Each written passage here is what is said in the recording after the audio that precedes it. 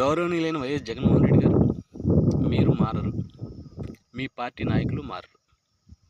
మీరు ఇప్పటికీ 2019 ఎన్నికల ముందు ఎలా అయితే ఆలోచించారో అలానే ఆలోచిస్తున్నారు. నాడు కోడికత్తి డ్రామా, ప్రజల్లో సింపతి, ఓటు శాతం పెంచుకున్నారు, ఎన్నికల్లో గెలిచారు, అధికారంలోకి వచ్చారు. నేడు ఓటమి అంచునున్నారు. ఎలాగైనా గెలవాలి, ఏం చేయాలి అన్నప్పుడు కొత్తగా ఆలోచించాల్సింది పోయి మళ్ళీ సింపతి రిపీట్ చేసుకొని సింపతి మీద ఓట్లు పొందాలనుకుంటే నాడు ప్రజలు నమ్మారు కోడికత్తి డ్రామాని. తర్వాత నిజాలు తెలుసుకున్నారు. నేడు ఈ రాయితో ఏదైతే దాడి చేయించుకున్నారో దీన్ని ప్రజలు ఎవరు నమ్మే పరిస్థితులు లేరు. మరి ప్రతిపక్ష పార్టీ నాయకులు ఇంత నీచానికి ఒడిగడతారా అంటే ఆ స్థాయికి దిగజారిన నాయకులు ఎవరు కూడా లేరు అక్కడ. అటు పవన్ కళ్యాణ్ కానీ, చంద్రబాబు నాయుడు గారు కానీ, పురంధరేశ్వర్ గారు కానివ్వండి. ఎందుకంటే వాళ్ళు ఆల్రెడీ గెలుపు వైపుగా వాళ్ళ పయనం సాగుతూ ఉంది. వాళ్ళకేం అవసరం? ప్రజలు అలా నమ్ముతారు. ప్రజలు నమ్మారనుకుంటే మీరే అమాయకులు.